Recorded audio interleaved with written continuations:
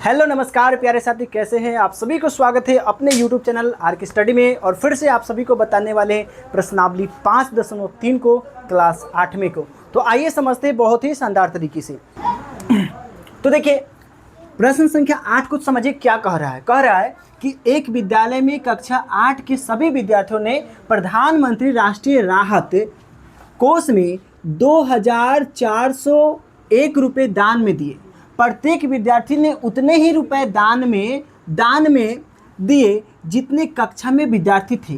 कक्षा के विद्यार्थियों की संख्या ज्ञात कीजिए। बाबू लॉजिकल क्वेश्चन है, समझिएगा कैसे बनेगा। तो यहाँ पे आपसे सबसे पहले पूछा है कि क्लास 8वीं में जितने स्टूडेंट थे उतने ही वो दान दिए हैं। एक्चुअल में हमें बताया नहीं गया है कि कितने स्टूडेंट यानी कितने विद्यार्थी मौजूद हैं। तो आइए ऐसे प्रश्न को बनाते कैसे वो हम आपको समझाते हैं। तो सबसे पहले आपको लिखना क्या है, लिखना है हल। और आपको मान लेना है माना कि कक्षा 8 के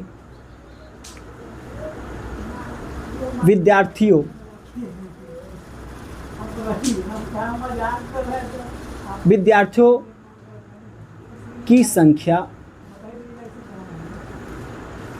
बराबर x। ठीक है, उसके बाद हमसे पूछा गया है कि जितना विद्यार्थी था उतना ही बाबू क्या किया गया, पैसा जमा किया गया यानी दान दिया गया। तो हम लोग उसके बाद मानेंगे क्या, उसके बाद क्या मानेंगे, मान लेंगे माना कि प्रत्येक विद्यार्थियों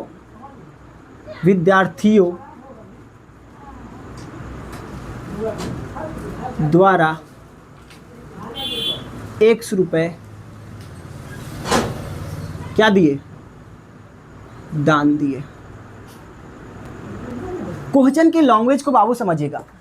एक विद्यालय में कक्षा 8 के सभी विद्यार्थियों ने प्रधानमंत्री राष्ट्रीय राहत कोष में 2401 रुपये दान में दिए और प्रत्येक विद्यार्थी उतने ही रुपए दान में दिए जितने विद्यालय में यानी कक्षा 8 में स्टूडेंट थे।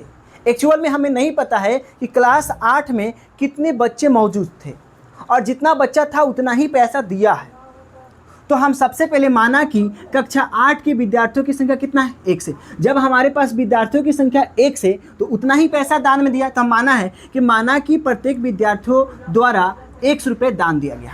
ठीक है, कितना दिया, 1 रुपया दान दिया गया। तो अब उसके बाद लिखेंगे बाबू टोटल कितना पैसा जमा किया गया है। तो यहाँ पे कहेंगे राष्ट्रीय कोष में बाबू 2401 रुपया जमा किया गया। तो उसके नीचे लिख लेंगे कुल रुपए बराबर, लिखेंगे कुल रुपए बराबर, लिखेंगे कुल रुपए बराबर x गुने x। कुल रुपए x गुने x कैसे हो गया, तो बाबू टोटल जितना विद्यार्थी था उतना ही पैसा था, इसलिए हमने x गुने x कर दिए। अब दोनों x में x से गुना करेंगे तो कितना हो जाएगा, x स्क्वायर हो जाएगा। और उसके बाद कह रहा है, उसके बाद हमारे क्वेश्चन में समझिएगा, हमारे क्वेश्चन में क्या कह रहा है, क्वेश्चन में वास्तविक मूल्य दिया गया है। तो हम लोग एक लाइन और लिखेंगे। एक लाइन क्या लिखेंगे, वास्तविक कुल रुपए बराबर, क्या लिखेंगे, कुल रुपए बराबर, कुल रुपए बराबर। बाबू यहाँ पे देखिएगा कुल रुपए कितना दिया गया है, 2401 रुपये बाबू दिया गया है। अब यहाँ पे समझिएगा, यहाँ पे कुल रुपए यहाँ पे भी है और यहाँ पे भी कुल रुपए है। तो ऐसे प्रश्न को क्या करते हैं हम लोग, बराबर कर देते हैं। क्या कर देते हैं, बराबर कर देते हैं। तो हम यहाँ पे लिखेंगे कुल रुपए बराबर वास्तविक कुल रुपए। ठीक है, तो यहाँ पे लिखेंगे, तो इसलिए कुल रुपए बराबर वास्तविक कुल रुपए। ठीक है, तो आपके पास कुल रुपए पता कितना है सर, x स्क्वायर है। वास्तविक कुल रुपए कितना है, तो 2401 रुपया है। चलिए अब यहाँ पे इसको सॉल्व करना है। तो सॉल्व कैसे करेंगे, तो ध्यान दीजिएगा, अगर कोई भी नंबर से अगर पावर हटती है तो उसके बराबर वाले संख्या पे बाबू रूट हो जाता है। तो अगर हम x पर से अगर पावर हटाते हैं तो इसमें क्या चढ़ेगा, रूट, यानी कि हम लोग कह सकते हैं सर रूट अंडर 2401।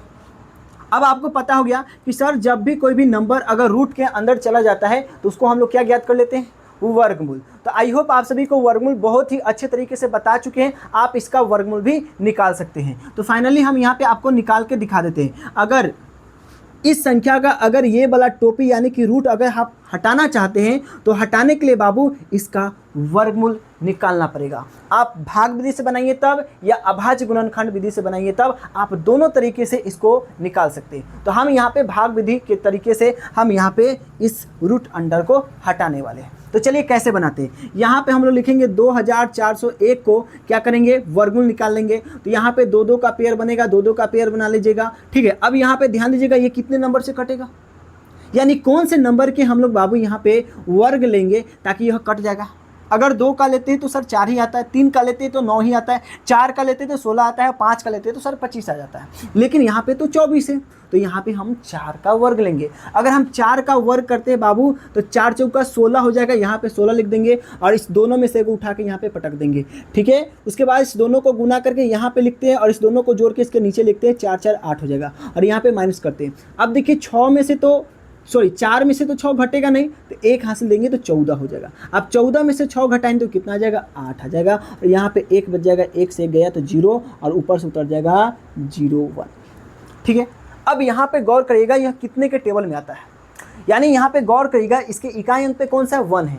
अब देखना है कि कौन से नंबर के इकाई अंक पे 1 आता है। तो आपको याद आ रहा होगा सर 9 के अगर वर्ग करते हैं 9 गुने 9 तो बाबू 81 आता है। कितना आता है, 81 आता है। तो हम कह सकते हैं सर अगर हम यहाँ पे 9 को लेते तो शायद यह आ सकता है। तो देख लेते हैं, हम यहाँ पे करेंगे 8 मल्टीप्लाई 9 गुने 9, गुना करेंगे 9 9 81 के 1 हाथ में हासिल 8, 9 8 72 और 8 कितना हो जाएगा, तो 80 हो जाएगा, यानी आ गया। तो यहाँ पे लिख दीजिएगा और यहाँ पे माइनस करिएगा तो ये कट जाएगा कट जाएगा कट जाएगा। इस दोनों में से एक उठा के यहाँ पे पटक दीजिएगा और इस दोनों को जोड़ दीजिएगा, 9 9 18 और 8 1 9, 9 9 18 और 8 1 9। ये फाइनली आपका आंसर आ गया। तो यहाँ पे आप लिख सकते हैं सर कि इसका वर्गमूल कितना निकल जाएगा, तो 49 निकल जाएगा। क्या बात आपको समझ में आया क्या। अब इसके बाद आपको एक लाइन लिख देना है, क्या लिख देना है, अतः यहाँ पे सवाल क्या कर रहा है कि कक्षा 8 के विद्यार्थियों की संख्या ज्ञात कीजिए। तो हम लिख देंगे अतः कक्षा 8 के